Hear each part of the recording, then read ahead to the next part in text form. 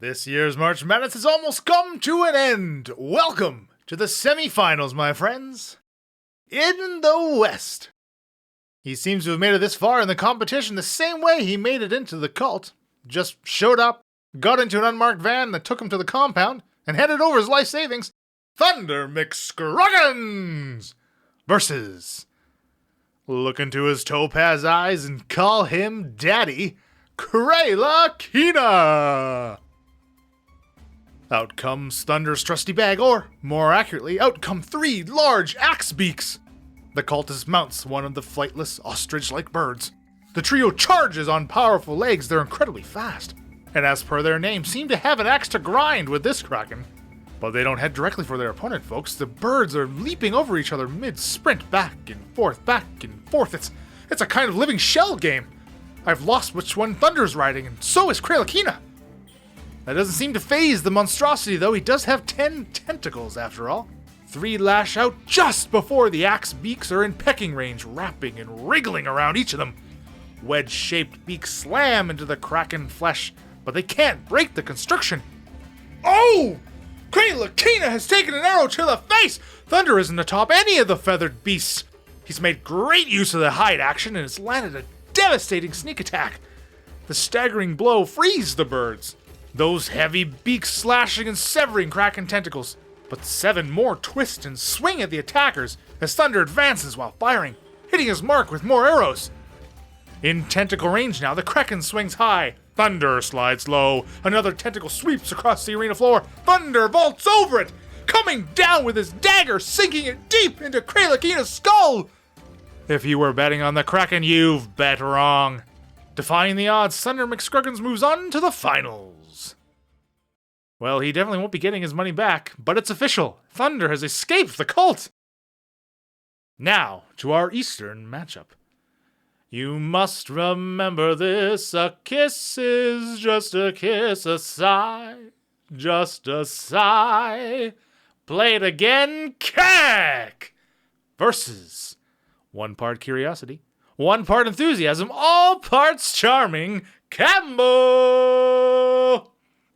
2 fan favorites going head-to-head. Who to root for? Oh, sick-ass riff from Keck conjures a cloud of spinning daggers around Campbell as the alchemist is already reaching for a potion vial.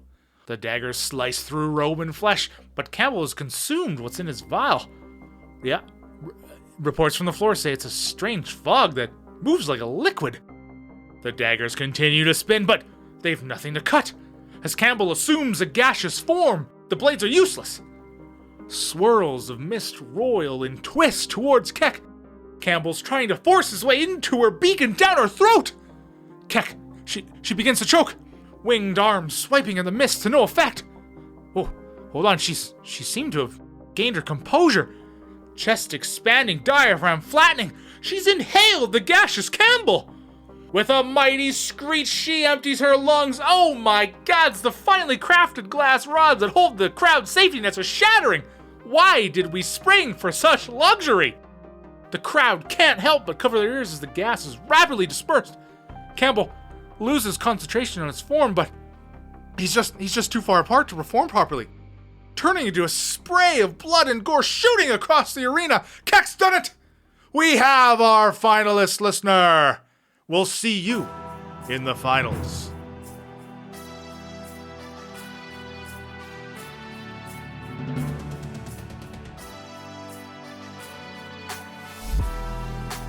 Okay, here we go. This is After Party 41, I think. Hot damn. Yep. We are well over the hill. Oh, yeah. We're going to talk about sessions. Wait a second. 41 is no longer old, damn it. It does. Yeah. No, I think fine. in your 40s is less old than it was once before. Keep shoveling. Yeah. It's funny though. I was thinking about that earlier last week. Thinking about how I'm getting old, like especially compared. Or no, what was I thinking about? I was thinking about how my perception of what was old. Yeah, watch what you say. When I was listening to like a true crime podcast or whatever. I think it was like NBC Dateline or whatever, and they were talking about one of the persons of interest is a woman, like 34, 3 kids. I'm like, wow, 3 kids at 34. That's not that old. When like 10 years ago, I'm like, oh my God, 34. Yeah, man. 3 kids. Perspective changes. She's halfway in the grave. I'm really not going to comment on this conversation. I was gonna say my mom might have had 4 by 34, but you know. That was a tangent. Sorry. That'll get cut. No, that's a good conversation. Just hitting a little too close to home. Okay, we're going to talk about session 121. Stay Gollum Palaboy.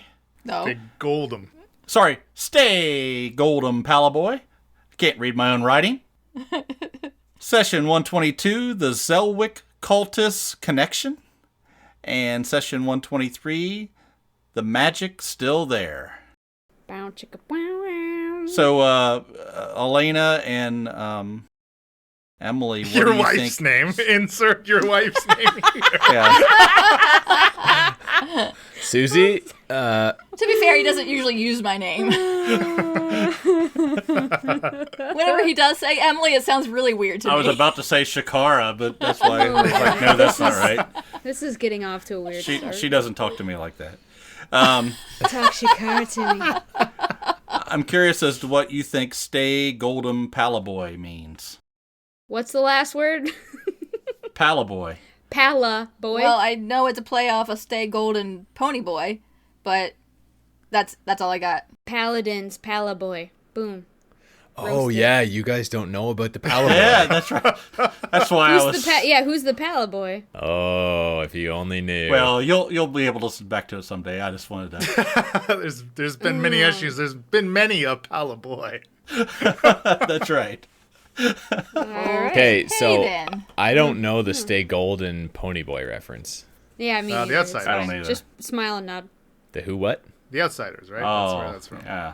What are And the who, Outsiders? who are the outsiders? The Outsiders, like a novel that is popular reading material in high school. Yeah. Was made into a movie Okay. Yeah. It sounds with familiar. lots of famous actors. How are we the same age? You must be older than me, Leland. I don't know. Leland's an old soul. I'm 34 Yeah. with 3 kids. I'm not that old. All right, that made that worth it. That's staying. No, that's not getting cut. Leland gets a laugh. It stays in. The Outsiders is a 1983 American coming-of-age drama. We read it. There you What go. was mandatory reading for your age bracket? Great Expectations. You read that too? I read that Wow. too. I didn't. I read don't know, one. that kind of crap. I Emma? remember reading My Side of the Mountain, and it was What a is that? great book. It's probably a Never Canadian heard of thing. Let me Google it. What's the one where where's the one where he's of Mice and Men? Yeah, I read that You know, one. that I didn't kind read of that stuff. one. No, I didn't have to read that one. What was the one where the kids are on an island and they end up like... Lord of the Flies? Yes. Yeah, Yeah. Lord of the Flies. Yeah, I did read read that that one. I So still need to Outsiders see would be that movie. comparable to that, like, coming of age. The one I remember the most reading, and this wasn't even in high school. This was like in my last year of elementary school. Was Where the Red Fern Grows, Okay, or The never Red read Fern that. Grows, I've or heard of whatever it. the heck it's called. Haven't heard of that one. About it's a kid with two like hunting dogs, and one of them eventually dies. And I had to read the last chapter of it to the class, where the chapter in which one of the dogs dies, and I cried in front of the class no. because it was so sad. Oh, no. It was so sad. And next week, Leland reads Old Yeller. And then Bambi. We'll go with Bambi. There's quite a bit of Spark Notes back in my day. Like, kind of browse the book and read the Cliff Notes, right? Like, Wow. Okay. I don't know. Yeah, that was what I did. I was I not liked interested to in read. That was pretty much all I did. Was I read books. Same. Well, I mean, obviously not all I did after I became a teenager, but before 16, all I did was read books. Yeah. You're right. Mm. I read read it. books I read and it. I cried about them. That's what I did. It's hey. I only just stopped boy. reading books. I think I just cried. I think I read Twilight, all the way through. Well, you don't want to just Oh. fill them in about Pala Boys? I mean, it's like a... Yeah, they're really dangling. It's not. Guys, that's right. We're talking about the podcast. Yeah, right. Yeah, wait. You think we need topics of conversation for the 2-year Twitch stream, or I'll tell you what. Next time we record, you can ask Mr. Chum about what a Palaboy is. Tell us right now. What's a Palaboy? Because we won't remember. Oh, So- you'll remember. Will There's we? a magazine that you may have heard of. Oh, Palaboy is like, okay. Let's say if things get really It's boy porn? if things get really messed up, Shaft can always tell Samuel Cultus that if I have something you may not want to be shared out to the rest of the party. I maybe pull it a little bit out of my jacket and go, You took it? oh yeah. Of course we did. For his enjoyment. Why wouldn't we steal his Palaboy? Only one issue. I'm sure he's got plenty. Oh my gosh. I mean, what do you think they were doing? The three of them shared a room. Heyo. The Jiminy Eagle. They're just passing the Palaboy What if he around. wasn't finished reading the articles yet? Yes, I'm sure. I did mention that. It just makes me think of underage boys. All right, I can't. Ugh. Ugh. Yeah. And of course, you've tuned into CX91 with the Zelwick Cultist connection. Coming up next. I really struggled for that name. I didn't know what to do. I like it. Okay, all right. Yeah. All right, Emily, kick us off. What do you got written down? Oh, I got a lot of crap written down. Shakara told Shaft and Falzarin about the Civil War in Heraklion. Falzarin was a little upset about that. Slightly peeved. Yeah. Falzarin and Shakara tentatively made up Yep. Now, for now. Took about 3/4 of an Well, episode it helped to get past explain it. why we weren't going to find Mullen, you know. Yes. Yeah. We already had that conversation with the doppelgangers. We didn't want to go through it again. Oh, boy. Izzy still didn't have the trinkets for us.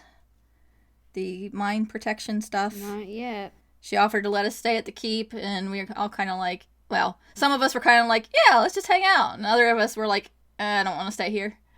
So we left and went back to Goldham. So what did you all think anything of that in the moment?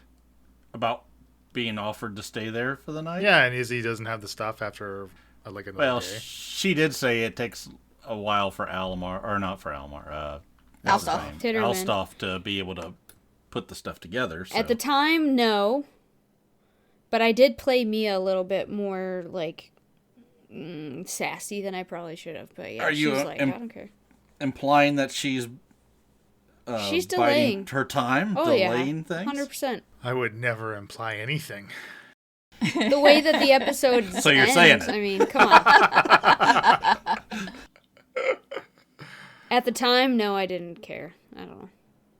The thing that stuck out at the time is, like, we're wanting to go to Magic to look for a longsword that Shaft freaking has in his bag all along. Yeah, and then she offered to find anything that we said, any reason we gave for wanting to leave. She had a reason for us to stay. Mm-hmm. Well, she Why- didn't fight us. She didn't fight us, but she kept saying, well, I'll get that for you. Don't worry, I'll get that for you. If you need it, I can get that for you. I don't know. Yeah, you're right. Why? Why wouldn't she? I did kind of wonder about that in the moment. I was like, I'm not sure how much I like how eager she is to have us stay. That was, I think we had a question from Britt, basically to that effect, saying, Izzy is being way too nice to Shakara. What is she up to? Oh, no. Yeah. Mm-hmm. I mean, I'm quite concerned now. I wasn't like 5 minutes Suddenly ago. and quickly and I violently wasn't 5 concerned. minutes ago. Violently concerned. So okay, then let's talk about that. Why do you think she would be, delaying us getting these things that she may not even have or have access to? Uncle Sam I is don't coming know. to town. I mean, if she's not going to get them for us, So? why wouldn't she just tell us? I can't. There's do a that. reason, so I don't know, but there's a reason. Yeah, I mean, maybe she wants us to hang around so we're there when Sammy Boy shows up. gets there. That's Because right. she thinks we would back her up if cultists tried something, which that's not a guaranteed. I'm not totally convinced that is what it would be, but maybe. Yeah, I don't know about that either. I think she was waiting for Samuel, but I don't know why just yet. Exactly. I mean, I've got some theories. Hopefully they'll pop up here as we're talking it through these 3 episodes. But yeah, something fishy's going on there. Something ain't right. What did you guys think of my theories about the elders being locked up or like taken advantage of? Unless you know more than I do. I don't know. I don't feel like there's. I think the odds of that are probably pretty slim. But it's an interesting thought. Why would she lock them up?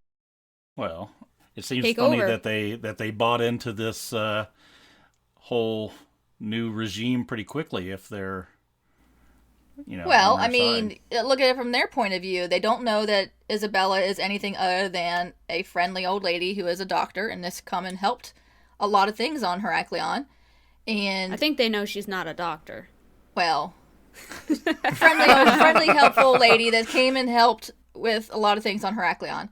And then Alamar flipped his wig, went and did some bunch of crazy stuff, and wasn't acting like Alamar anymore. So there's something clearly wrong with him. So he can't be allowed to continue as he is. Yeah. Something. I mean, had to I be guess done. where are they is the question. If they're not locked That's up. sort of what I'm getting at is, have we seen them? Have we heard about them? No.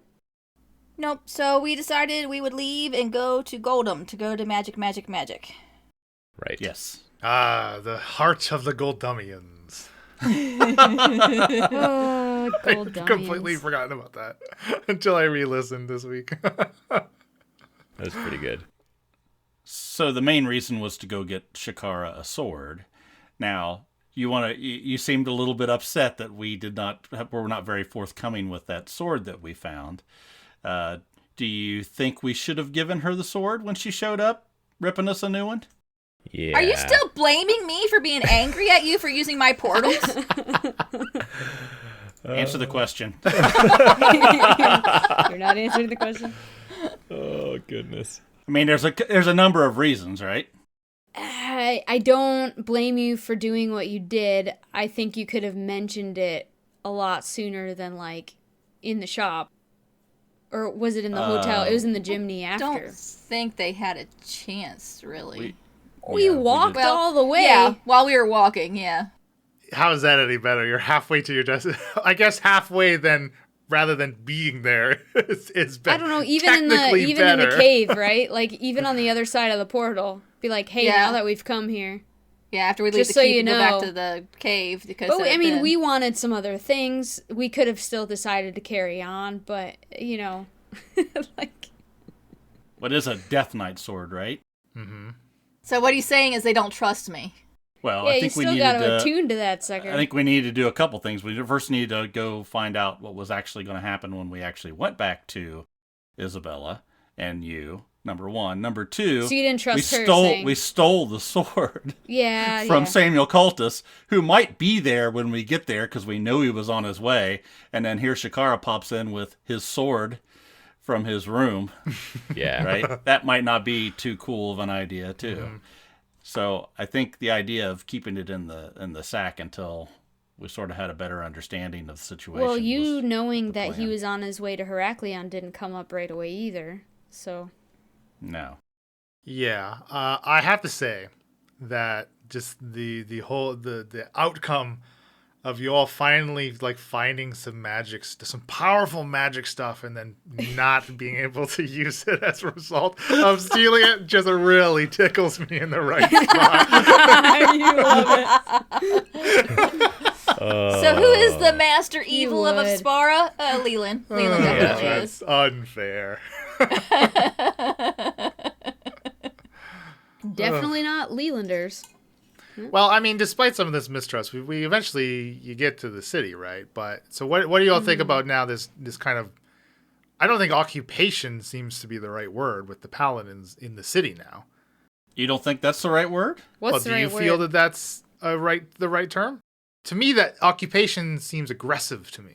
Yeah, it implies a very aggressive undertone to it and uneasiness between the two sides, which didn't seem to be there. It seems almost amicable, like It's Yeah. a paladin defense of Goldham. Yeah, they were Yeah. they were being attacked. They were uncomfortable, and in comes the army, and now they're safe, right? yeah. But now that you think of it, ever since they've been here, that light kind of hasn't hasn't been shining so bright. Yeah. I mean, I suppose, there could be more nuance to it. Like, who knows what it was like when they first rolled in. And if anyone who stood at a line and said, hey, get out of our city was beaten to a pulp. And then people learned, okay, well, we don't say that. I mean, I assume the people of Goldham understood that the paladins were just south of them, raping the land of all John, of what was they good. call themselves Goldumians. Goldumians, that's right. Okay, So I guess I really don't need to ask any more questions, right? No further questions, Your Honor. Do you think how widespread is this knowledge that the towers are the paladins? I guess it's pretty widespread, right? After especially what happened in the Faelarian forest. 100%. I would think so. They weren't too far south of Goldham. Not very, no. Right? I would think word travels, right? Yeah. People are posting on Facebook and Yeah. sending grandma emails. I don't know. They might be saying, hey, this is good to have some kind of order in the city now. But, France could say it was good for the Nazis to be there too, and they stopped all the fighting, right? Oh yeah, it's okay. They brought peace. Right. Heavy Yeah. quotations. Sure, exactly. Yeah. It doesn't sound like they're all. At the bar, they're all in the same bar, right? The cultists, the paladins are over there at the table drinking beer, and the people that are there drinking beer, but they're not intermixing with each other. It's very much you are here as a protecting army, and not, part of Goldham. Right. So how long do you think they need to be there before someone's like, hey, how come you're still here when we're not getting attacked anymore? Right, exactly. I don't know. I think it would only be a few weeks. Dummy-ins. I think what'll happen is, when they start enforcing rule of law upon the people of Goldham is when you get the revolution, right? Well, I mean, they've already ousted the mayor. The mayor, Blake Lakely. Yeah, but nobody really liked him. Nobody was sad to see him go. They're increasing taxes. Taxes cause war everywhere you go. It's inevitable. Blake Lakely kept the city thriving. But he also allowed the attacks to continue, and the city fell apart. Exactly, the tax. Under him. Taxes are going to cause war. I don't think that's true. Again, he was the one behind seeking out people to get rid of the towers. Do the people of Goldham know that? Well, I wouldn't think so. Was that in these episodes that we put some things together as far as who was working for whom and against whom else? That wasn't the bar, right? Did that clear anything up? That clears mud. Nailed it. No. I don't remember. I don't know what you're talking about. I know what you're talking about. I don't remember. You're talking about the Just listen to design it. plans for the tower, the blueprints. Sure. Correct. Right. Blake Lakely's father or grandfather? I forget. Right. So somewhere along the line there was collusion between the Lakeleys and the cultists, right? Yes. And now Blake, the very act of Blake wanting the towers to be taken down is an act against the paladins of cultists, Yep. you could say. So And his family, potentially. yeah, that's very true, absolutely. So then he gets ousted as a result of it? Well, I think Samuel and Blake's father had a deal, because it is Samuel who made the deal, and Samuel is the same Samuel from 30 years ago. And Blake, something went awry with Blake. He didn't feel that he didn't like the deal anymore, so he was trying to get the towers. He was losing Taken on out. that deal. Or when he said taking out the towers, I guess we never found out why. I don't think Blake ever actually said why he wanted the towers taken out. I believe he the way he put it was like, look at my city, look at what the effects of them are clearly causing. And Yeah. his city was shut up, cash flow was cinched tight, wasn't coming in, nothing going out. That was his motivation to have things righted and put back to so his city could thrive and he could gain from the wealth again. And I think Cultus found out about that and shut him down. So do you think Right. then, to Emily's question, to come back to that, the rest of the city, like the Goldamians, most likely did not know that Blake Lakely was actively trying to fix and go against the Paladin? I wouldn't think so, because Not the way they're that would be a acting. guaranteed death sentence. I would think he would be, well, If it got I was gonna say, I out. would think he'd be smart enough to know that, but I think It there'd is be Blake less of an Lakely. amicable. Yeah. I would is a think there'd be Goldamian. less of a like agreement or like amicable relationship with the townspeople and the guards if they knew. but he's also the kind of person that would anything he's trying to do, he would let you know that he's trying to do that. Right. If he thinks it's going to be a good thing, he's going to tell everybody that he's trade trying to do and it. money is like very important to Goldham, so I don't see why they wouldn't back him up then and then be like against the Paladins and there'd be more of like a civil war in that city. I would think the people would be more upset about the Paladins being there then. Yeah. So I don't think they knew. I doubt they know. Basically. Is he even alive? Who knows? Oh, the Paladins didn't say they killed him or anything. They just said he was taken out of power. No, but like, do you put it like in a conspiracy, right? Do you put it past the Paladins to murder him, hide the body, and then be like, your mayor took off on you. He doesn't love you. We'll handle things for now.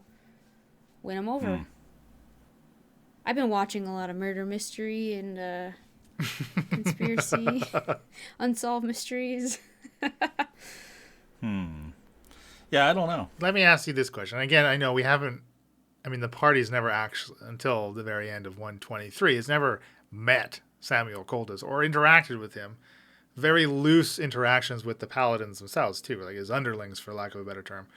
Do you think that that type of modus operandi, do you feel like it's akin and is kind of synonymous with the Paladins of Cultus? Because obviously that kind of stuff may be more suited to like the way Isabella operates. Do you also think that maybe they share that kind of mentality and this underhandedness? Or what is your first impression of the Paladins and Samuel? Again, it's not very much interaction we've actually had, despite them being a large driving force in Aspara. We've just managed to not deal with them for very much. Well, I'm trying to think. Have we been told about accounts of the Paladins killing people? Like, we know that they're kind of... Hello, Bryn, her family, the forest. Okay. Well, I know that like the Ciari. flora and the fauna is being destroyed. But Well, and you also know that like there was basically a war in the forest. Like the people of the Phaleran forest did try to fight back, and they just Okay, were right. they were unsuccessful. So for sure there have been deaths by Paladin hands. Okay. But if you mean What along about the the lines Grung? of just them indiscriminately killing people, you've not been told that specifically by anybody you've met. I mean, Falzer and Shaft met Hank Applebee's, and Applebee's was a dick. That's why he's Right. closed True. for business. yeah. Eating good in the neighborhood. Samuel is a driven individual. He wants what he wants, and I think he's pushing wherever he needs to push to get what he wants, right?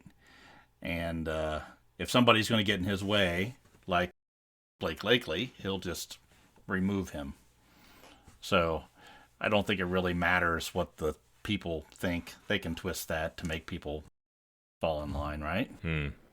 Yeah, I think if there was a more forward, Paladins ousting Lakely, the citizens wouldn't have been acting so kindly to the soldiers. But I mean, unless the citizens hated Lakely, maybe. I don't, you know what I mean? Like, I don't think we know that relationship very much. Yeah, I don't know. If they felt like he was overtaxing them and only interested in his own interests or his own accumulation of wealth, then maybe, yeah. I mean, you think about it, you're in Goldham, and you have a guy that's running the show, everything seems to be working pretty good, then all of a sudden, all these things that come out of the woods start ripping and tearing your city apart. They have things burrowing up under the ground, tearing your city to pieces, and your lackluster guards that you have are doing the best they can to keep you protected, but everything seems to be falling apart. Then in walks the the paladins and cleans everything up, of course you're going to say things are getting better. They're better to have in charge than that other schlep that was letting everything fall apart. That's what one of the guys at the bar said, right? Like, oh, I just thought it was to be attributed to the fact there's more swords around. But maybe the paladins coming to the city, like, you know, the metallic things are under their control. They're not even attacking anymore. Nothing to defend against. Yeah. Well, while we were sitting at the bar, to move this along, since we've now yeah. spent 20 minutes talking about half of Pala not even Boys. half of one episode, Shakara pulled out the armor, the plans for the armor that Falzarin recognized from being in Isabella's cave. Right. And this is where we talked about, I think this is what Leland was referring to. We talked about, well, if Isabella had the plans for the armor, why? Why was she recreating the armor? Why were we still looking for the armor if she's able to recreate it? Obviously, she wasn't able to recreate it perfectly because that's what the Arcanist had, which didn't work and blew up. Yeah. So then she fell back on sending us to go find the armor because for some reason she either couldn't or didn't want to go get it herself. Probably didn't want to, which is why she was trying to recreate it in the first place. Right. Yeah. My theory is Samuel's trying to get this armor, and Isabella needs something from him, which I think is the power source of the tower power. Right? Yeah. Now, what's interesting is the phlogiston, right? Now, if I'm correct, phlogiston comes from outer space, right? Yep. Right. So Samuel Cultus has phlogiston down in the basement.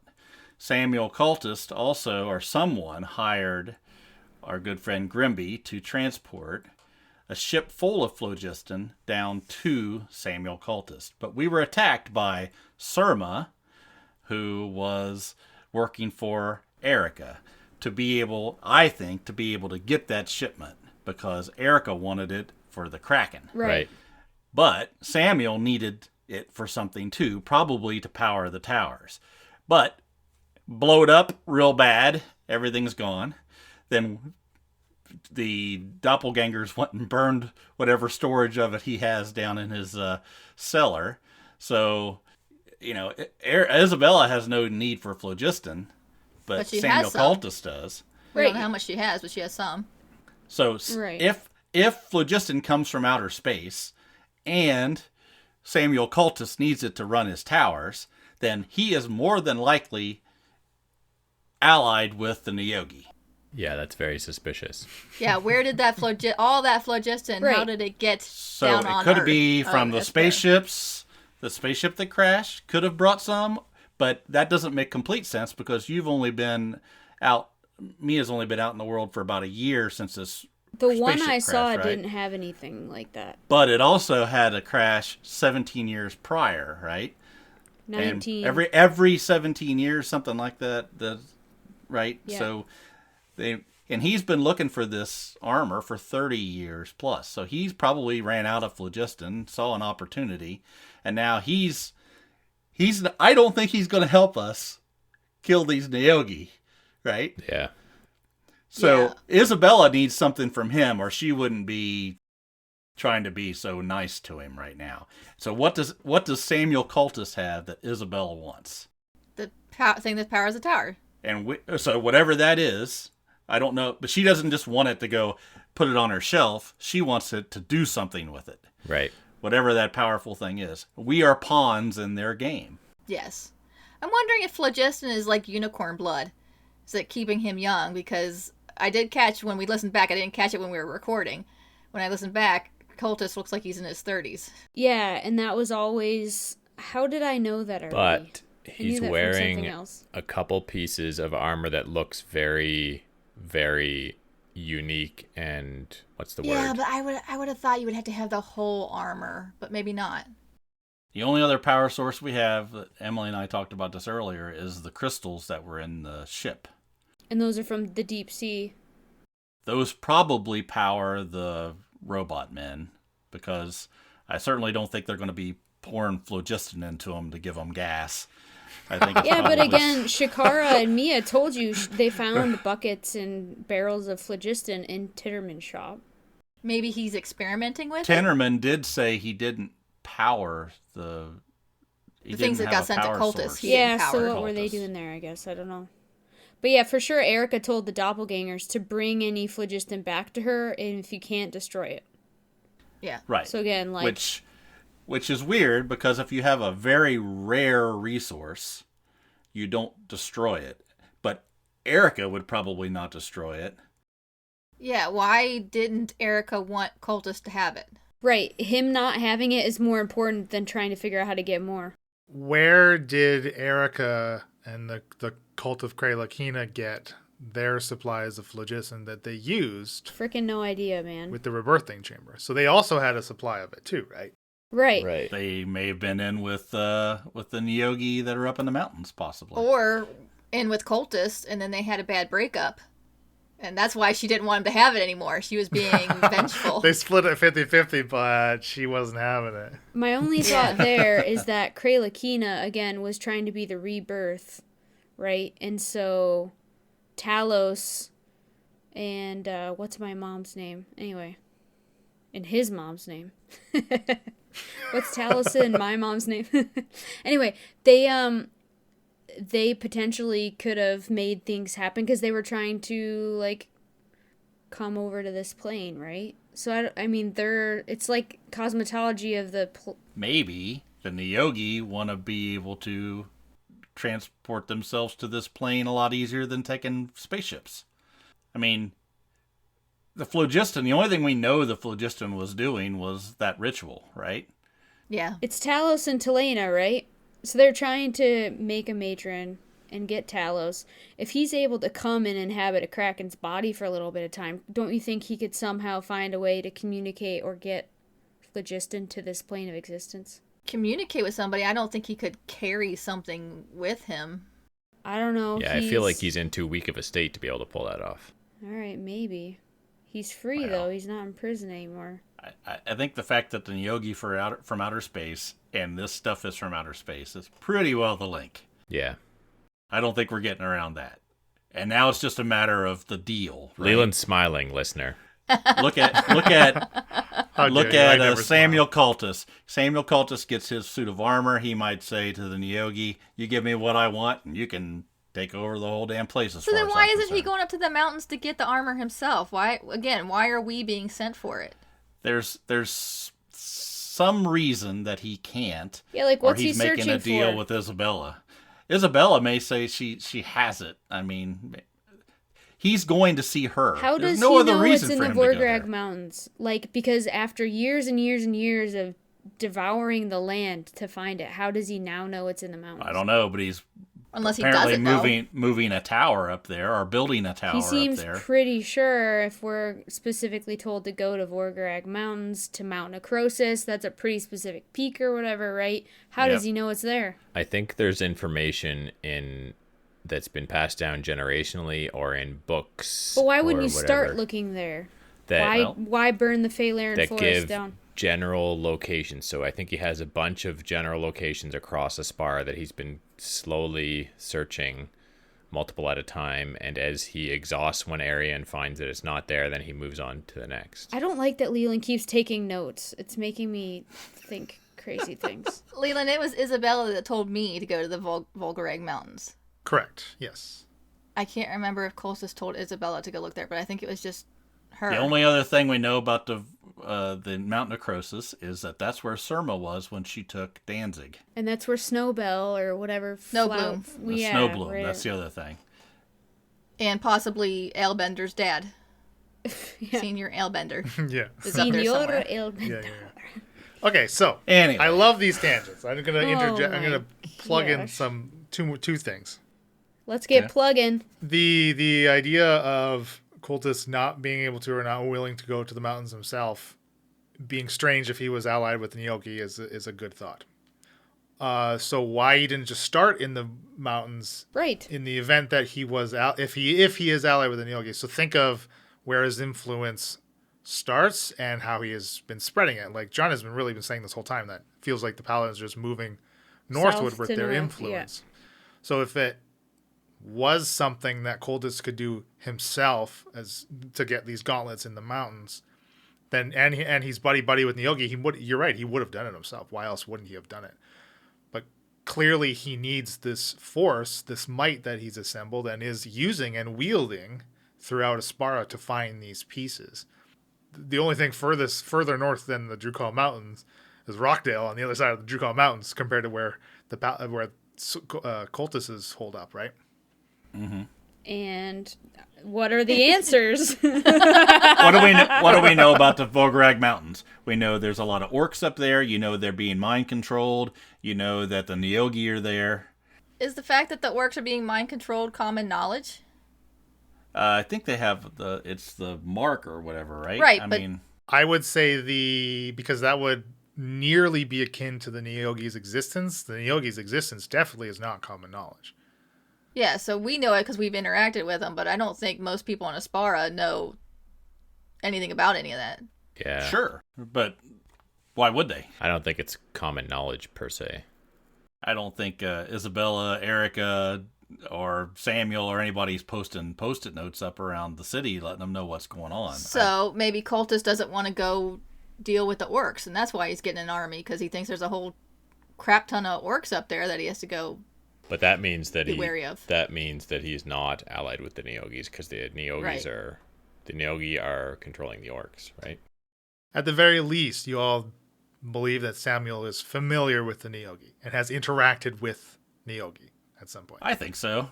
He had phlogiston down in his basement. He was trying to get it shipped to him. Well, I see two possibilities.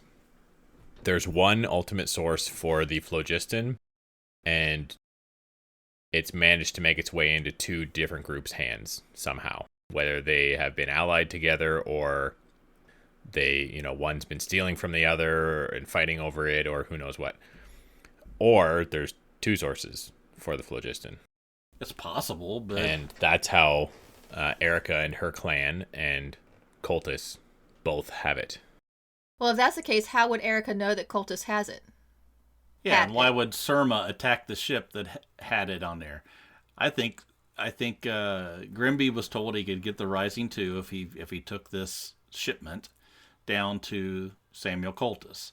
While we were on our way and he was going to drop us off in Heraklion, here comes Surma with Danzig in a barrel and sees the ship, wants to capture it, because they were trying to capture it. They were shooting spiders over and they were trying to get close. The ships were trying to get close together. I think they were trying to board and take the ship over. Right. But unfortunately, we were there giving them hell and they hit the ship and it went boom. Is there any line of events where Isabella and the Coven first have the phlogiston?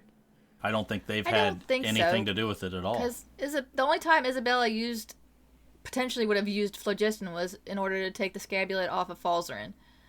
Other than that, There's no line of events where Erica or one of the sisters had all this phlogiston and Samuel was given it as an exchange or like or took it. The only thing I Erica can might think have had is it, yeah.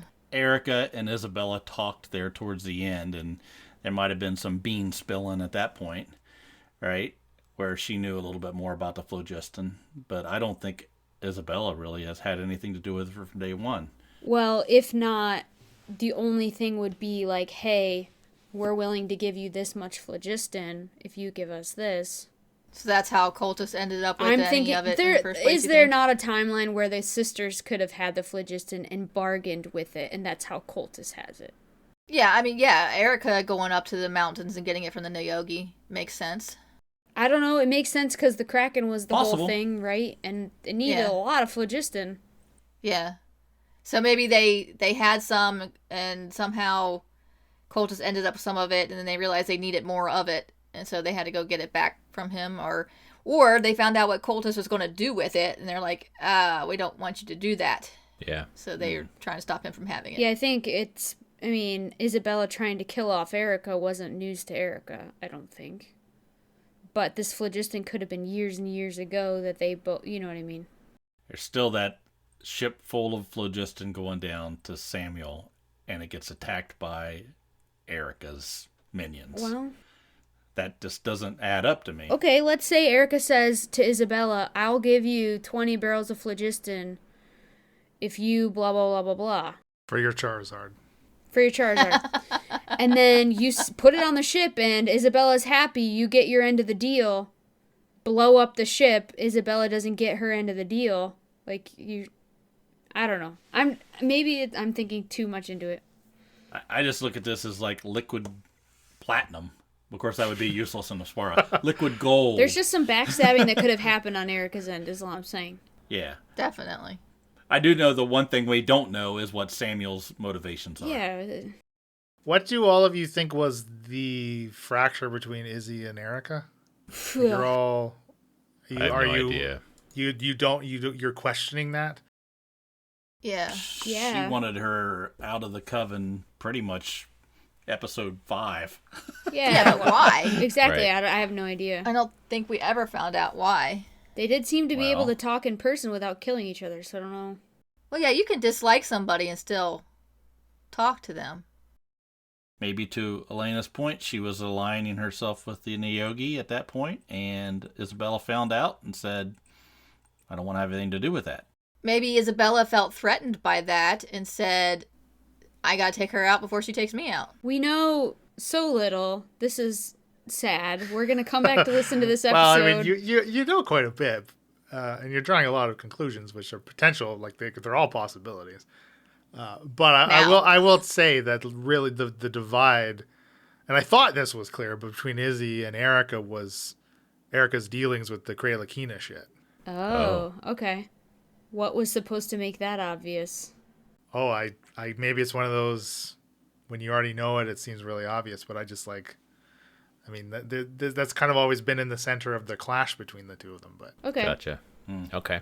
It didn't seem like Isabella reacted that strongly So, like, to again, that, to my point, let's say this coven, back in the day, years and years ago, figure out a way to get this phlogiston or whatever, work together to get it. Because Erica convinces them it's really got a lot of uses, it's extremely powerful, it's great stuff. Yeah. You'll each get a share. Well, they find out what she's going to do with it. Kralakina. So then how does Bada Sammy bing, Boy bada get it? boom. Because Isabella says, I don't want Erica to get this. I'll send it to Samuel. Align myself with him. He can use it. Okay. Then Falzern walks in and Izzy's like, dang. And then 20 I need more his after help. parties after this. Elena is extremely wrong, and you're going to shove it in my face. It's fine. I would never shove it in your face. So Emily, I mean, you're kind of right, Emily. I guess Izzy's never really strongly reacted negatively to that, but like, when has she ever strongly negatively reacted to something? Like, have you ever seen her like angry, like furious? I don't think I want to. Yeah. I mean, Gozer did. No thanks. When they went down to the basement and were trying to free Falzarin. She was not happy about that. True. Very true. She tried to hug Thuft. She tried to hug Thuft. But she was almost like laughing about it when she did She it. was saying, come here and give us a kiss. Like, give Brandy a kiss, basically. Yeah. Yeah. I don't think I want to see her angry. Maybe that's her secret. She's always angry. She's always angry. You all know how fickle Isabella Good is, right? Like, the smallest thing could be the biggest annoyance to her. Yeah. Yeah. I don't know. I mean, we don't know how long she was planning to kill Erica. True. Yeah, very I true. really like Isabella Good as a character. She is Like, very possibly Falzarin was not the first wizard Izzy tried to coerce into killing Erica. Right, because Erica didn't seem all that surprised when Falzarin knocked on her door and said, "Excuse me, would you mind leaving the coven?" Yeah. Right. Oh my goodness. Right. So many Falzarns have come before. And so many, and now no more. Well, it took a Shakar to end that line. Yeah. Never send a wizard to do a Dragonborn's to do a paladin warlock Dragonborn's job. Yeah. Oh my goodness. Okay, let's move on. So what else about the discussions we had in the inn, and I guess the private discussions in the room, right? Yeah, let's talk about all the private discussions. Yeah. I think we sort of told you guys most everything in the morning we went over. Most everything. We didn't talk about the Pal Boys, but that's just between us guys. Yeah. There was Was it during when we were at the inn and Shakara was asking how you knew certain stuff about cultists, and you just would not say that you went to You're cultist getting keep? pissed So at John, good. not Shaft. It's like, just fucking I knew where you were, and Shakara knew where you were because there was only so many places you could be. So she knew where you were. She just wanted you to admit it. Emily just most definitely say knew, it. and Shakara was pretty certain as well. Yeah. Yes. I've actually Just kind of admit it. forgot Just about that admit in where the you moment. went. Because you were role playing the what's it called? Pissed off wife? Doppelganger, Emily. Yeah. Oh, sorry. That's hilarious. Yeah, I guess Shaft didn't really know where your alliance was yet. Right? I don't know. Shakara will never gain your trust. Not 100% fully. No, but he'd never fully trust anybody. Well, okay, she won't even gain 25% of your trust. You will never know where her alliance is because you will never trust where it is. Therefore, she could he's tell gonna you keep till his she's mouth shut. blue in the face that she is with you guys and mean it 100%, and you still won't trust that. Thankfully, he hasn't fully rubbed off on Falsey, because I think Falsey's a little bit easier to win over. I think I think Shaft as a character is not going to trust anybody, and if somebody gives him a bunch of crap, he's going to trust them even less. You gave me reason to give you crap. Irrelevant. So, John, how much better would Shaft feel if Isabella was dead? I struggle with that a little bit because part of me as Shaft doesn't really care what Isabella does in Heracleon, right? So the only thing I think it would do is put some finality to this this little adventure we've been on, but I don't think it would change a lot. I don't think Shaft thinks Isabella is after him. Right. Even though in front of us you'll claim that she is. Yeah, you keep saying things like, well, we can't let Isabella know, and I keep saying she doesn't give a damn about you guys. Well, your mind is protected now. Don't worry about that. So that's another. I don't think she ever read. I don't think she can read Shakara's thoughts. I mean, doesn't hurt to be There's safe. a lot we didn't think when we met Isabella. Okay. That is very true. That We've is very true. Watched her toy with Falzarin. Shaft has watched her toy with Falzarin from day one. Yeah, but their link was different. Doesn't matter. He knows what she is. Yeah, there was sexual yeah. sexual tension in their link, which is very different from Shakara's link with her. Okay, and so Shaft finally told. I beg to differ. I think there's plenty of sexual tension between Isabella and Shakara. Hell, Shakara there's likes to flirt. plenty of sexual tension between Isabella and the fork she uses to eat. Isabella is just a very sexual hag. What can I say? So we went to sleep. Balzarin got a shepherd's pie. Shaft finally comes clean about being at the cultist keep and seeing the doppelgangers and says, took them out pretty quickly. It's just you two, right? So no problem. Easy peasy. And Grimby said, oh, 2 Shakaras.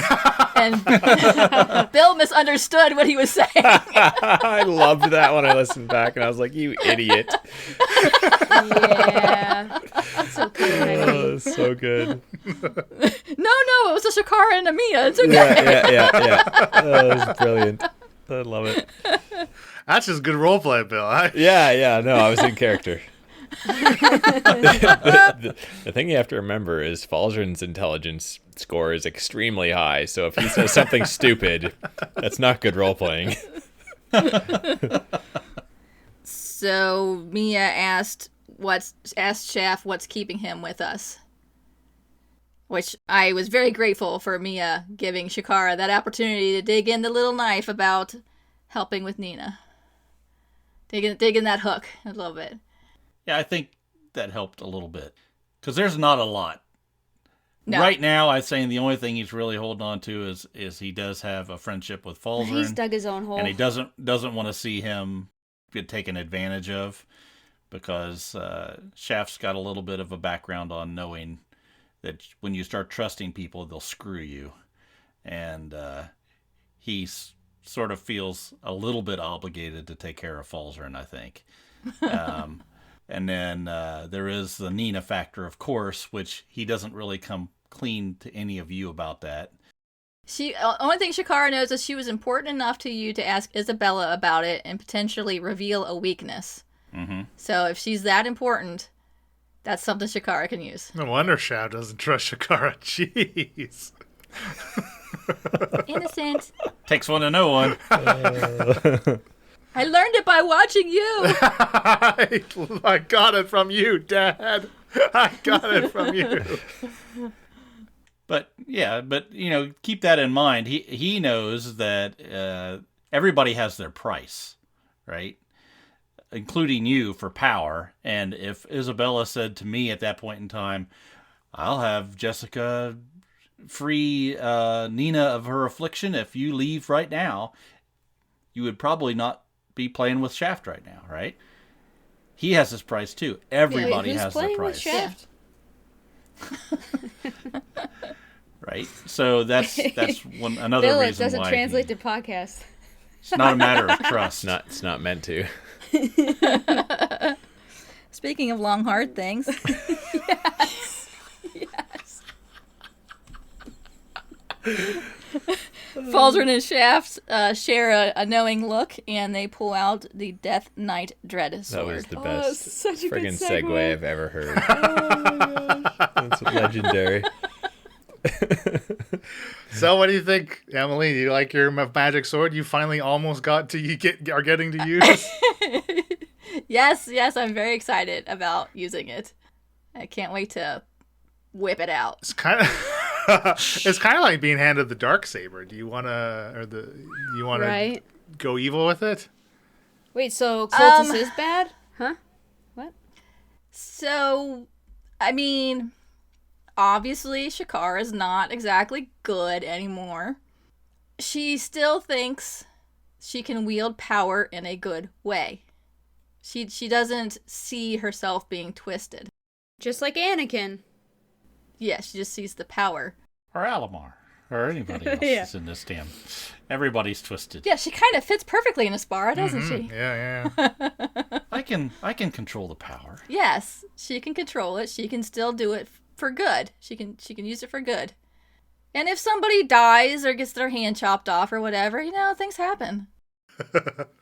You know what? That sword's pretty dope for you too, because of your magical eye darkness stuff, and it like sucks in the light.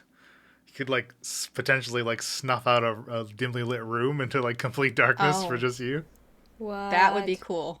And then just go in and just take everybody And just out. tear and it. they know Yeah, where I just am. tear it out. Yeah. Can I get a magical item to see in magical darkness, please? You should have asked if magic. You missed your chance.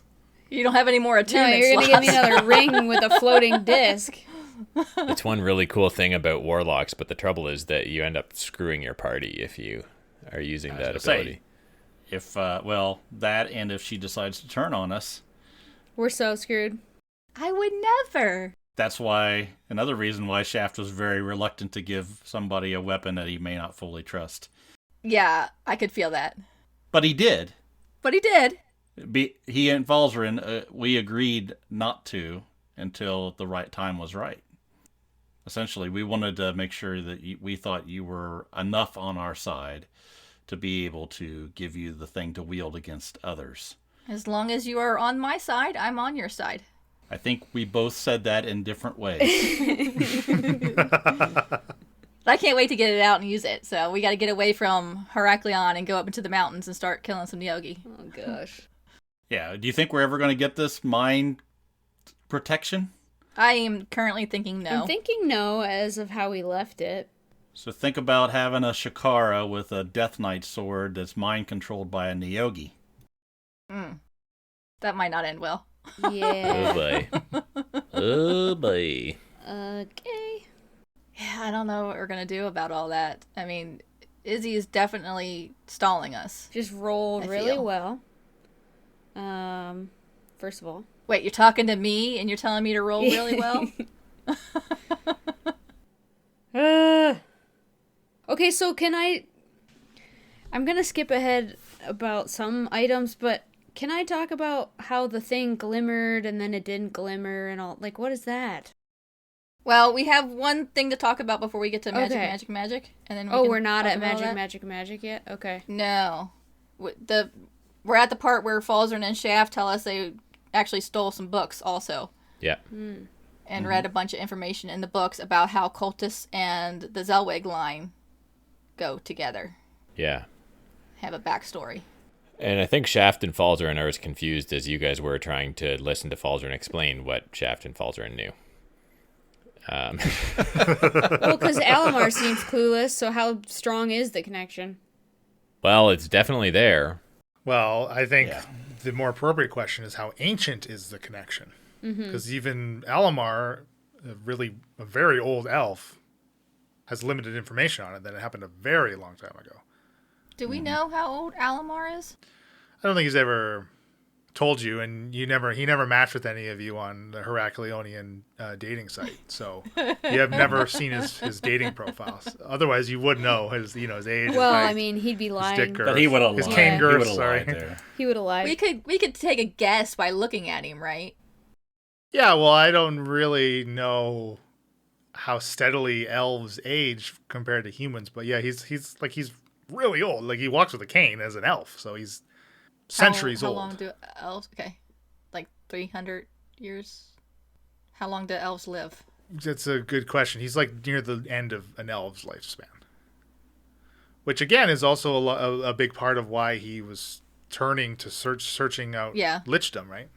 Yeah. So there's a whole thing with the armor of Kalar and something about the power in Heraklion. And the armor of Kalar is actually what Cultus is looking for. Elves typically claim adulthood around age 100 and can live to be up to 750 years old. So maybe 600, 700 years old. Right. So, yeah, he's not a spring chicken for sure. So then we went to magic. But I don't know, as soon as we left the Jiminy Eagle, we rolled a weather die. Yes, we did. Boom! This is like the 16th weather die in 3 episodes we've rolled. It feels like. We keep getting And it was raining. these things called Sounds long bad. rests. It's weird. Storming. Season 3 is the season of the weather die. I like the weather die. It's fun. It is We need good. to remember to roll it more often. Get your D10 ready. The shop owner, who still refuses to give us his name because names have power, knows all of us and knows all of our names. Yes, Yeah. very interesting. And knows what we've been up to. Before we fully get into this episode, I always worry that when we have these shopping episodes, and we haven't had very many, I would say this is I think our only 3rd episode we've gone to Magic. I always fear that the shopping episodes are going to be boring. And I think, though, this episode was my favorite of these 3. Yeah, I liked it. Because why? Shocker! Hot take!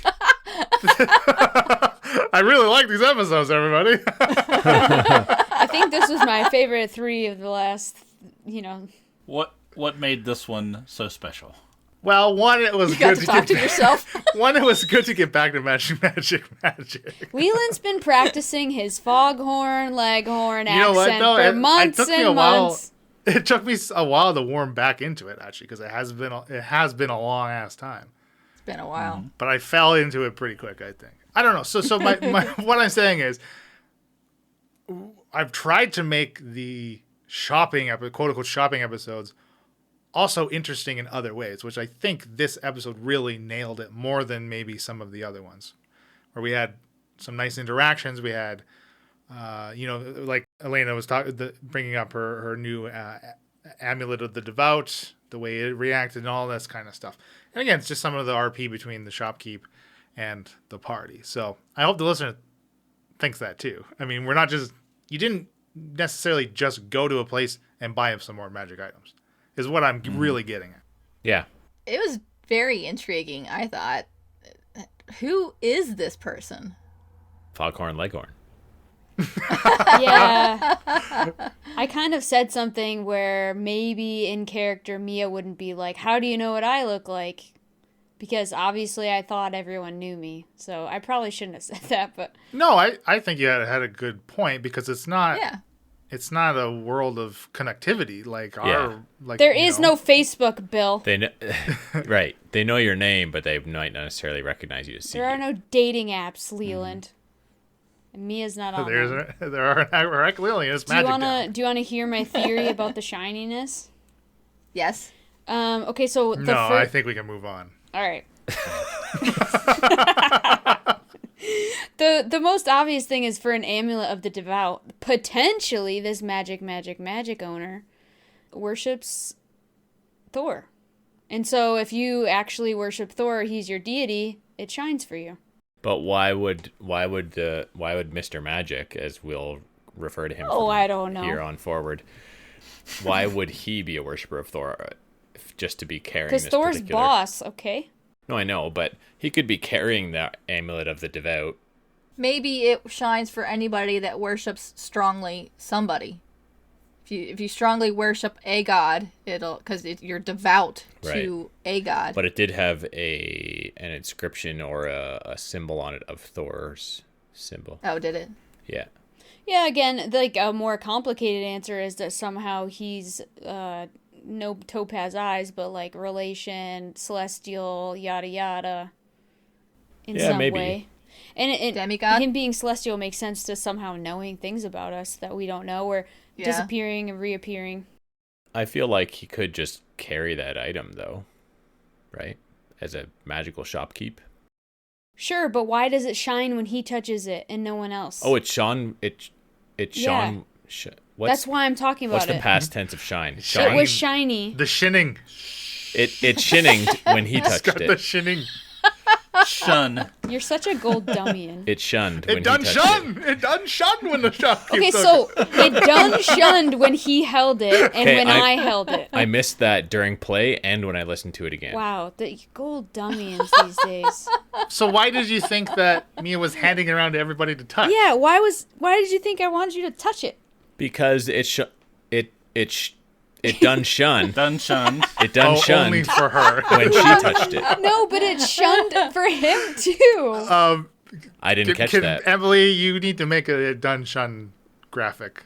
So It done shunned. I would like that shirt. It done shun. I'd buy that shirt. It done shun. SHONE. I guess. SHUN. I was Shun gonna. with a I think U? it's SHUNNED. It done shunned. Okay, so Bill, catch up with the rest of the party. When the shopkeep holds it and when I hold it, it's shiny. When See, you I guys touch it, it's not. However, Shakara refused to, and I'm not Right. sure why. Because I didn't have any clue what was going to happen if I touched that. True, because it was Thor, and you're a warlock of... What are you a warlock of? Isabella or something now? Dendar. I'm just kidding. Dendar. Sometimes it's hard to get on a Pegasus. Well, yeah. If it done shunned when he held it, then something is definitely going on. Yeah, with so it. that's why I said either he's a worshiper of Thor himself. Okay, then Emily posited it could be a strong worshiper of any god.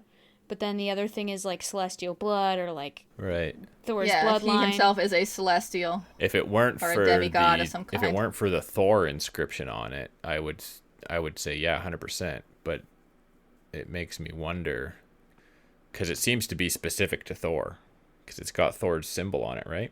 Sure, but if an amulet gets shunned for anyone with celestial background or heritage, or doesn't matter what symbol's on it.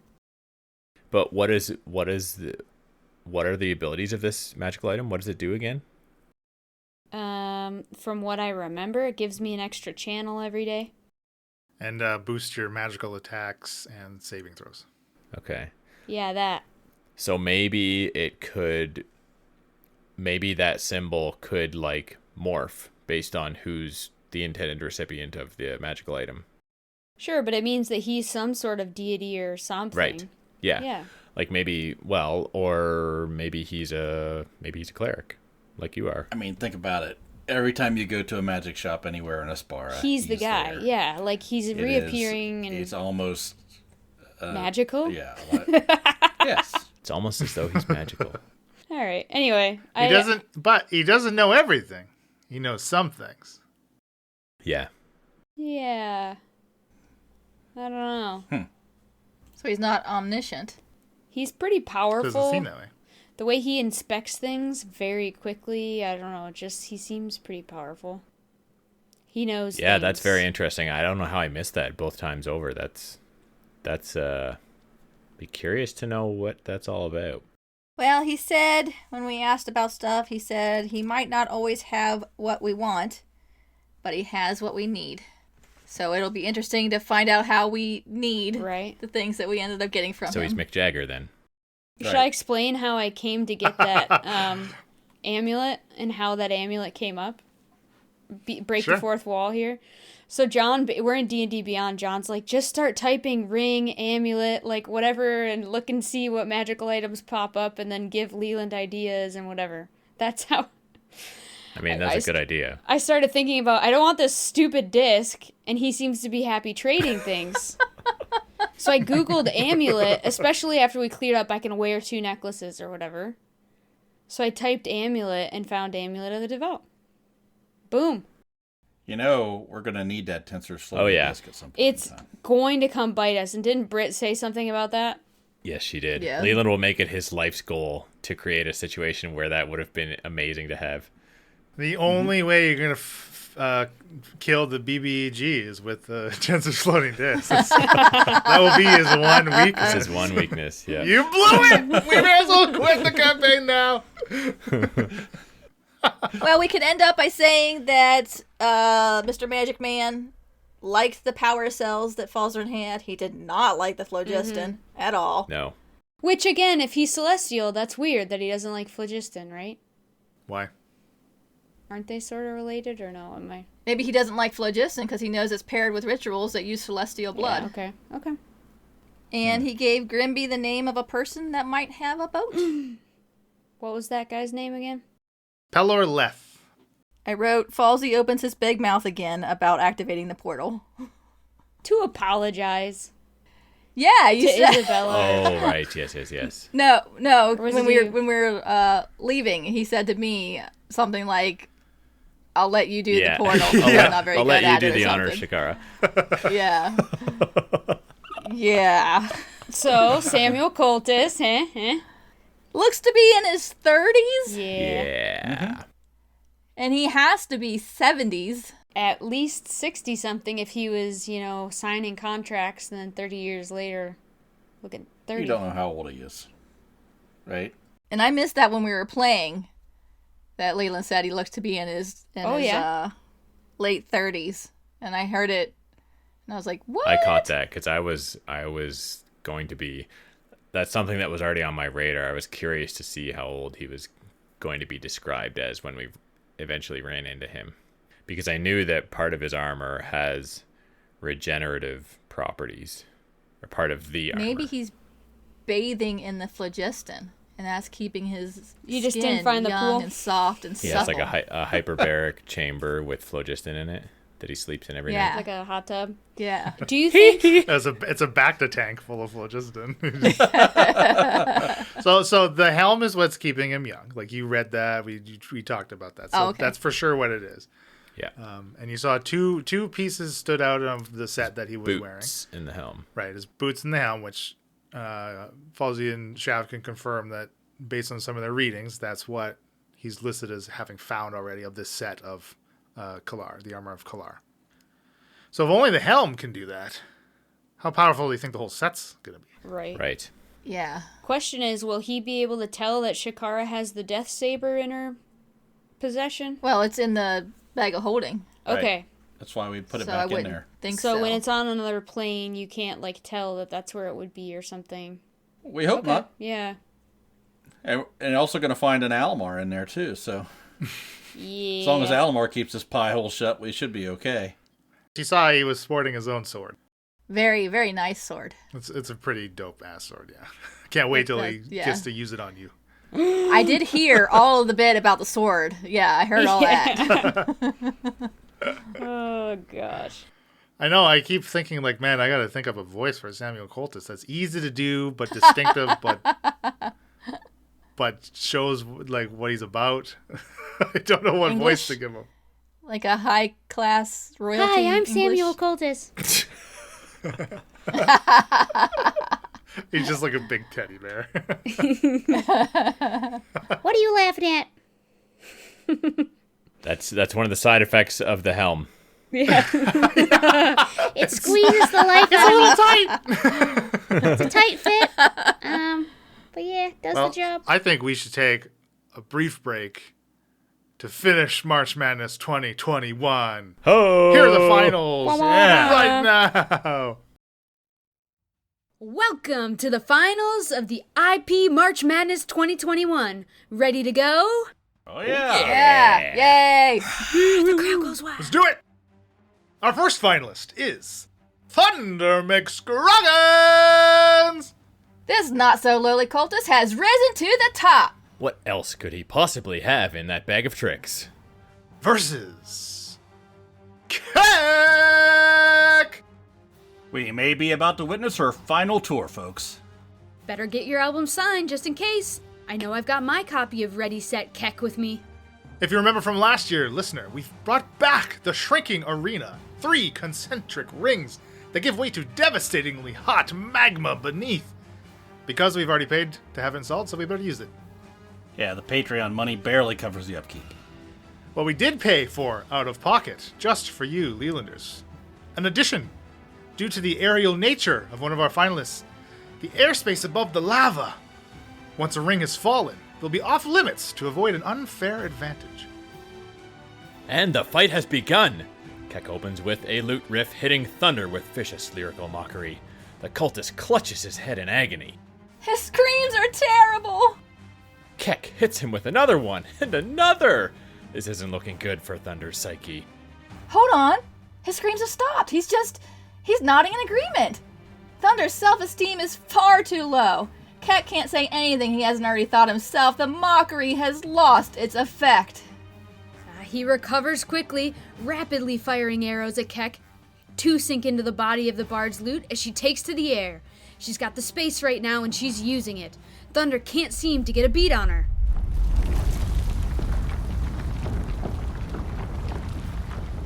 There goes the first ring.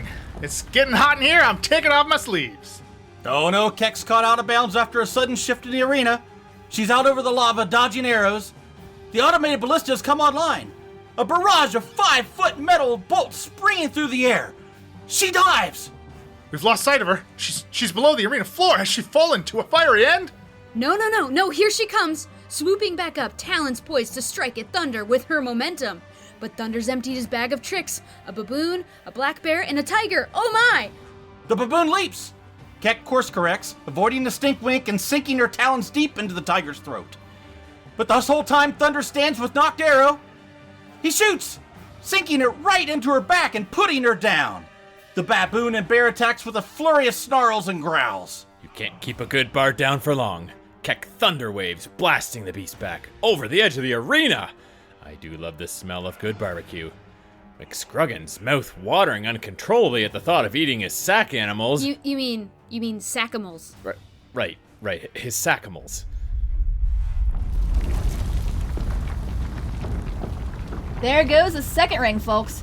Thunder sprints for stable ground. Keck painfully flutters after him, arrows still stuck in her back.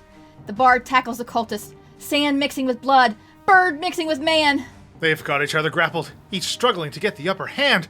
Thunders goes to his waist for his dagger. Keck, hers goes for a feather.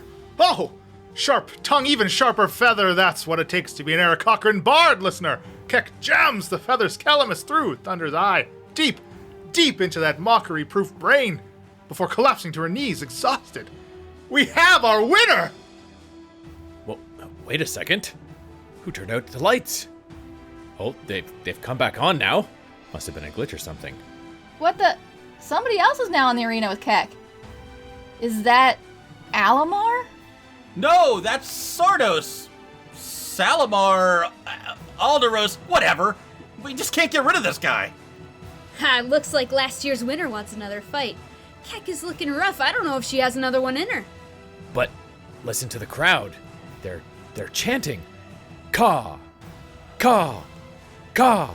Caw! Caw! Caw! Caw! Caw! It's working! Keck launches from her knees! The last time I saw her with this much murder in her eyes was when she met Falzarin! Her speed catches Sardo off guard. She's got him by the shoulders, her talons digging in, her wings flapping hard. Flap! Flap! Flap! Guys, flap! The moment's passed, I think, honey. Keck's taking him up and out of bounds. She flings Sardos over the lava. The ballista bolts fire. One hit after another, sending his body spiraling into the lava. Say hi to Rugar. I'm sure he's waiting for you after last year, you bastard. Now it's over. Keck is the champion of IP March Madness 2021. I swear I didn't rig it. Wow, what a final! Whoa! That was awesome! Can't believe it! Holy crap! Rigged. Nobody saw that coming. Does it all! I will say that Emma was very, very pleased with that outcome. I swear to God I did not rig it. But I found the reason how some of these went. So, as discussed last year, the way we determine the outcomes, I just roll off 2 d20s and first to 3 highest roll wins. First to 3 wins, basically. And that also interplays usually how the flow of the fight goes. If, it's like a 3-2, then there's more back and forth than if it was a 3-0, right? Gotcha. So I rolled off two of my 2 newest sets, Liquid Steel and Bloody Jungle. And Liquid Steel won out like twice as much than Bloody Jungle. Well, those are no longer allowed to be used when we play. So when you use... Or you could use Bloody Jungle all the time. Samuel Coltis, I think, likes Bloody Jungle better. Yeah. Oh, deep cut. Yeah. So usually the one at the top of the bracket, if it was a pair of 2, the first one in the pair was getting Liquid Steel. Because in my column, it was Liquid Steel on the left and Bloody Jungle on the right. So it kind of worked out where everyone was in the left column where ended up being more of the winners. And Keck happened to be a lot in that column. Okay. Wow. Emma, he Interesting. just said, yay for Emma. yay. He Hooray. discounted your win. I'm glad that Keck won. That was a great two NPCs to make it to the finals. That was It was. Yeah. pretty good. Actually, it was a good coincidence. Are you going to for sure. interview her real Yeah. quick for like a little post-fight interview? I think that'd be hilarious. Also, she could pretend to be speaking bird the whole time, be like, "Rah!" Yeah. That might be arranged. Stay tuned to the end of the episode to figure to see if that See happens. if you do it or See not. if it went. Yeah, see if it happened. Yeah, no, March Madness was good. I mean, it was this was a kind of a fucky month though, but it was good. I mean, we didn't get to really stick to the schedule that we intended to, but shit happens. So I think all in all, it was a decent March and a nice push to our 2nd year anniversary, which is in like 2 days after this release. Yeah. Pretty Hot soon. diggity. 2 years.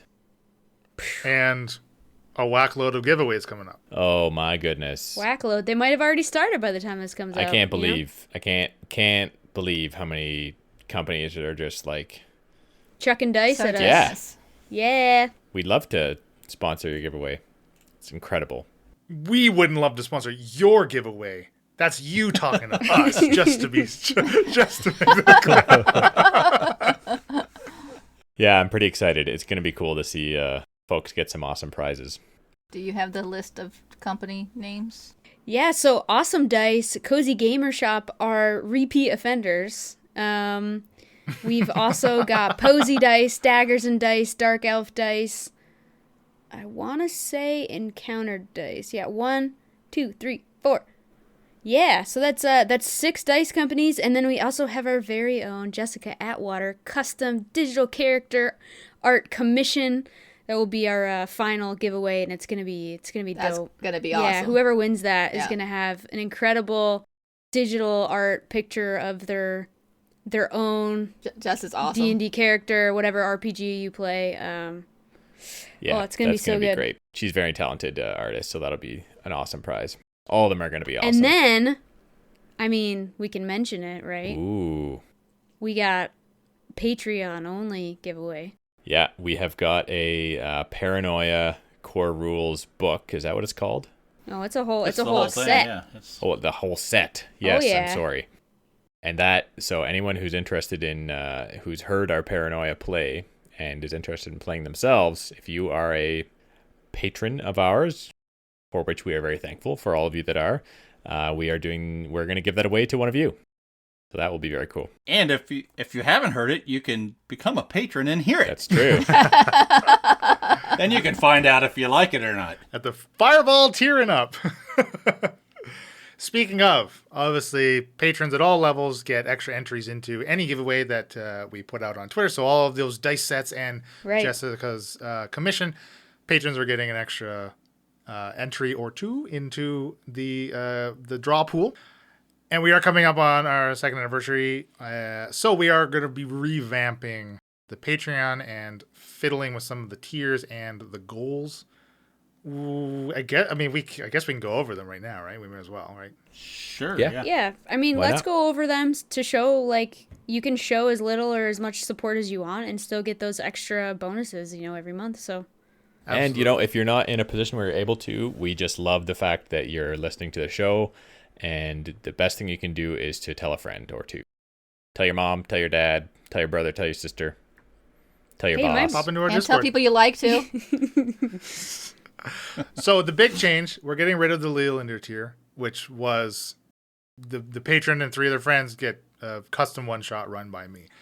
And basically, the driving force behind this and getting rid of it is because we're trying to avoid any potential conflicts of interest with the current patrons and any future patrons where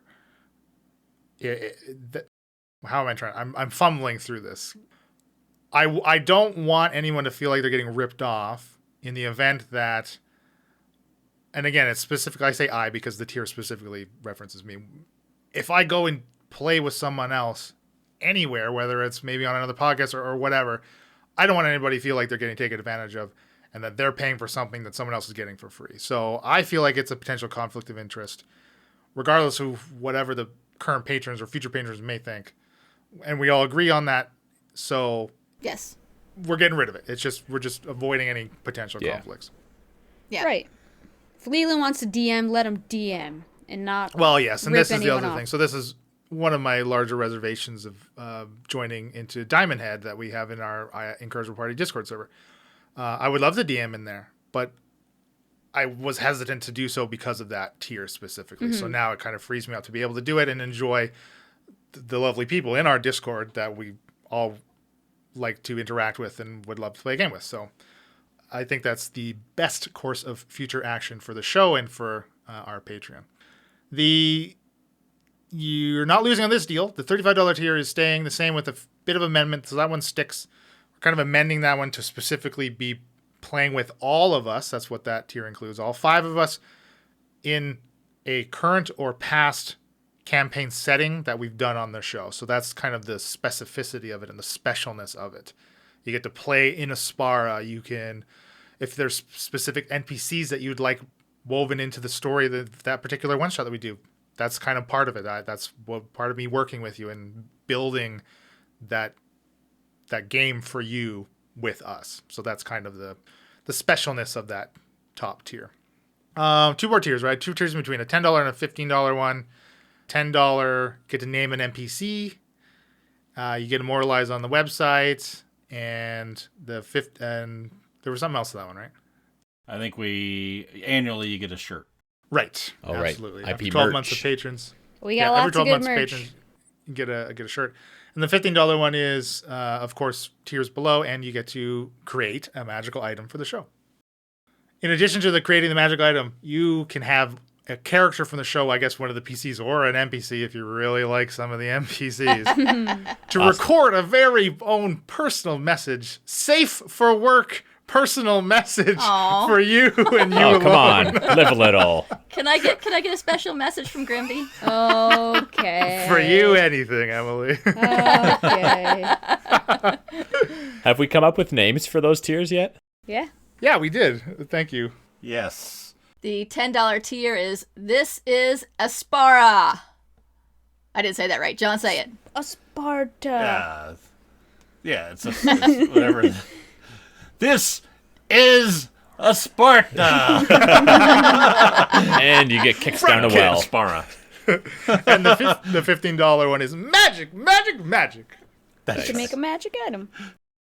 Last but not least, we have the platinum tier at $377. $377. This tier gives the party 377 platinum.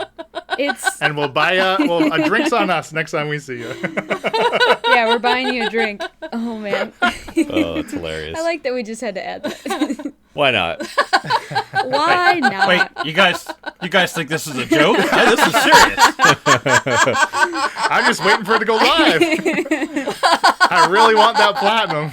you gotta give us the whole year to get that. No, We also kind of tweaked our goals a little bit as well for the Patreon. Correct. Absolutely. Yeah.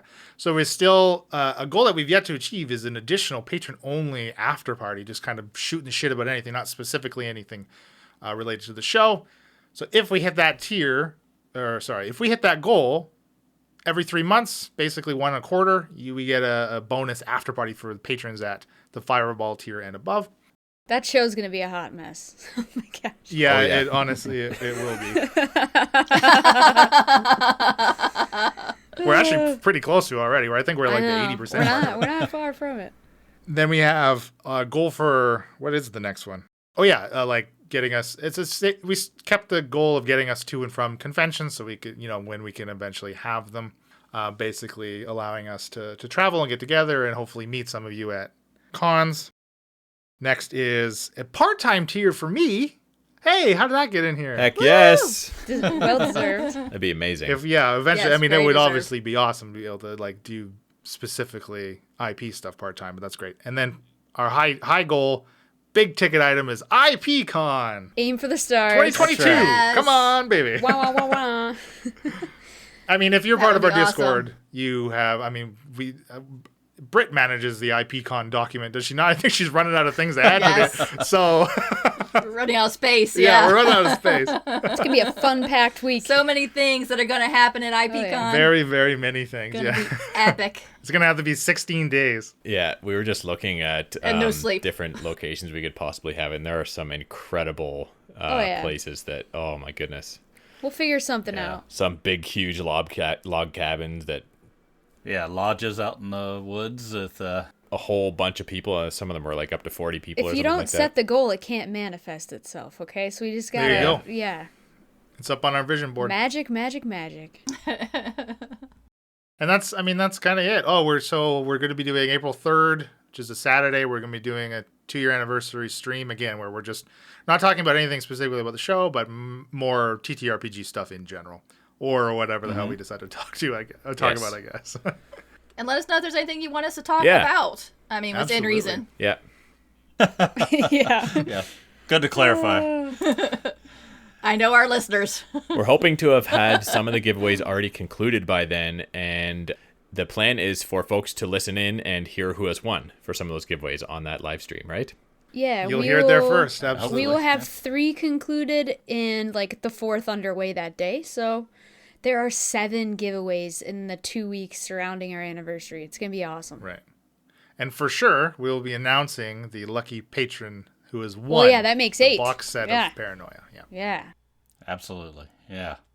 Whew. Yep, and there's all kinds of other great stuff coming up for going into the year number 3, right? I mean, we're doing a lot of tiny huts. We're streaming a lot more. Of course, there's always Death with the Detmers on Sundays. with the Detmers. And If you haven't tuned in, Yeah, you're missing so- out. so, yeah, we have a lot of great content coming up, not just for the podcast, but lots of other things I planned think for that we this don't year, so. usually like plugging our Patreon or things, but it just seems really exciting. Like 2 years is a big deal. So like we can't talk enough about how much we want to just provide you guys with more content and hang out together more and just Yeah.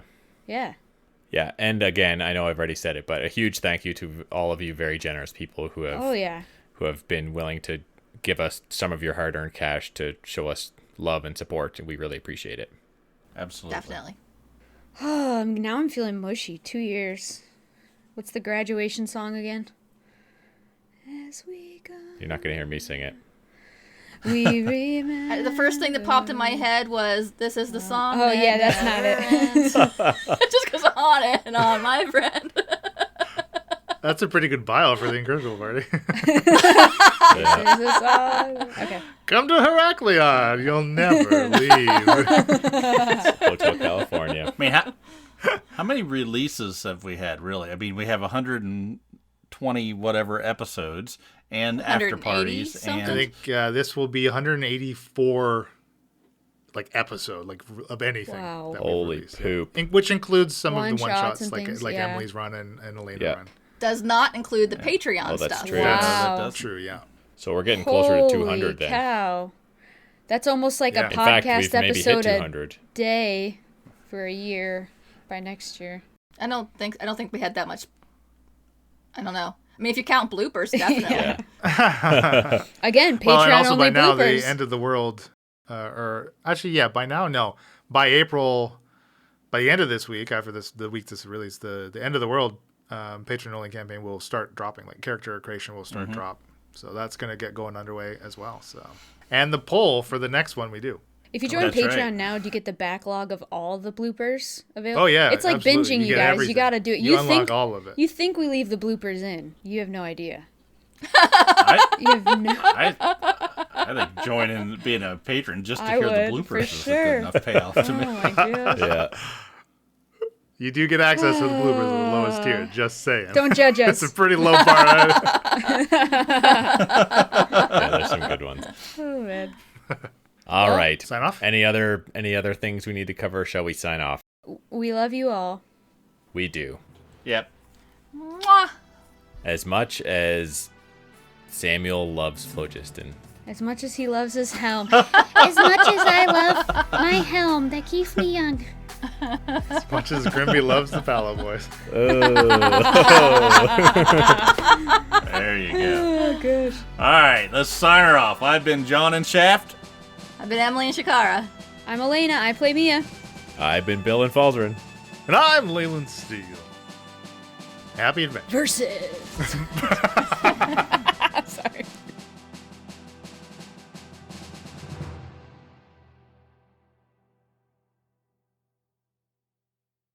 Congratulations, Keck. How do you feel? Caw, caw, caw. It got pretty close at the end. How did you find the determination to pull it out? Caw, caw, caw, caw. Caw, caw. What do you think about coming back for next year? Caw.